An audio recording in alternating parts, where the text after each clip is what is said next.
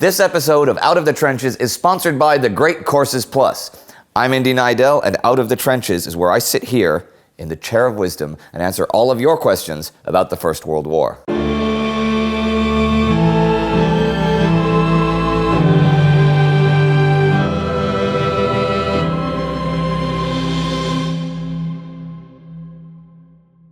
M. Gelegenheit writes, "Hey Indian team, I have a question. Perhaps you can talk about it on Out of the Trenches." All right, here we go.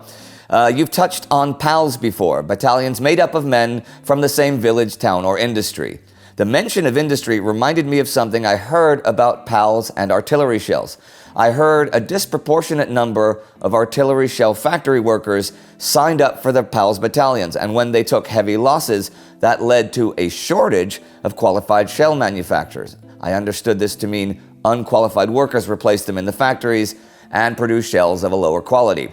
Is this one of the contributing factors in the large amount of non-exploded munitions along the Western Front today? Vielen Dank für eure tolle Arbeit für die Show.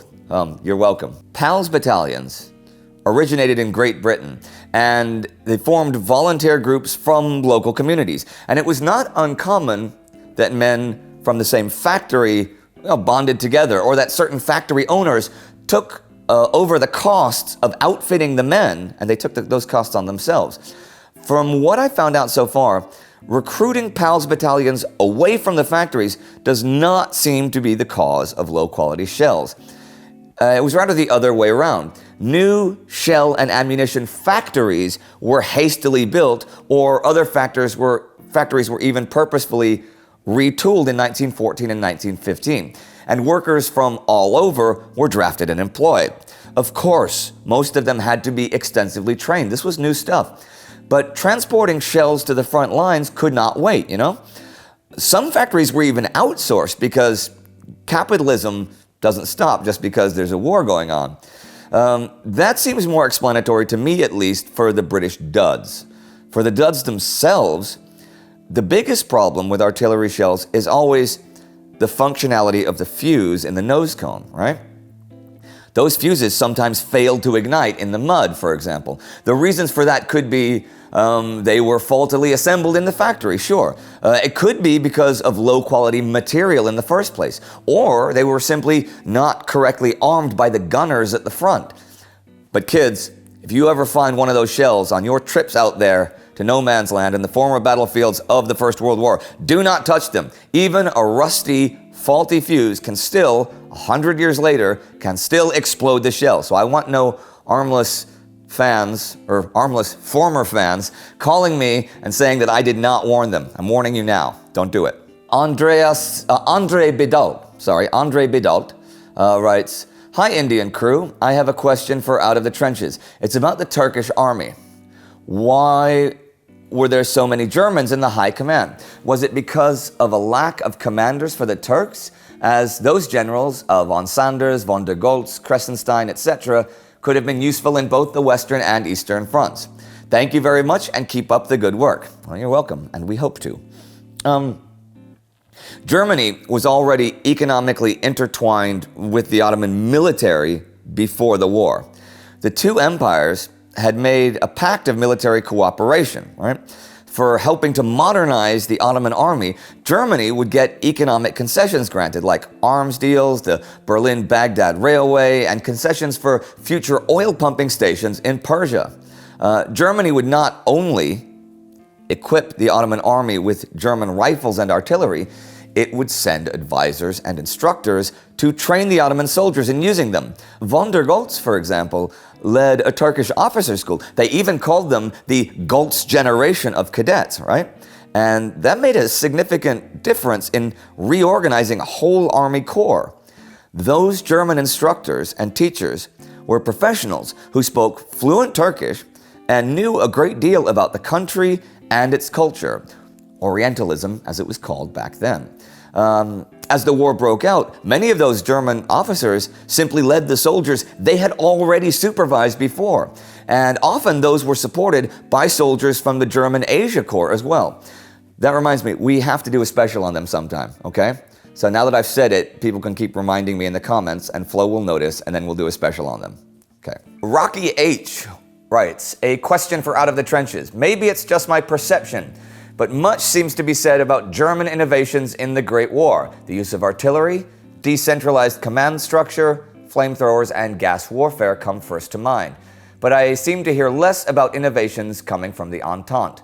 Off the top of my head, depth charges and armored vehicles are the only examples I can think of. Can you comment on this seeming disparity in innovation? The German army was in many ways actually less innovative on a technical level than the Entente during the war, simply because they didn't have the resources to sink into prototypes or mass production.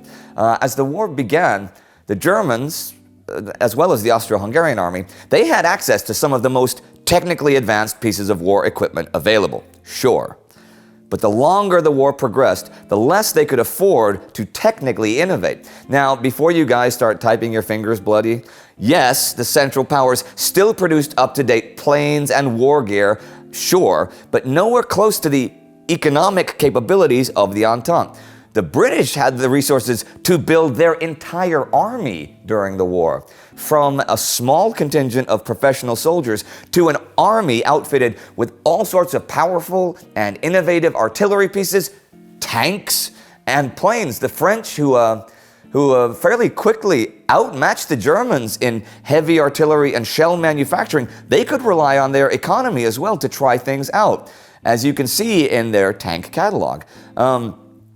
In short, the Western Front saw more technical innovation by the Allies because they had the resources and they could therefore react differently to obstacles and problems.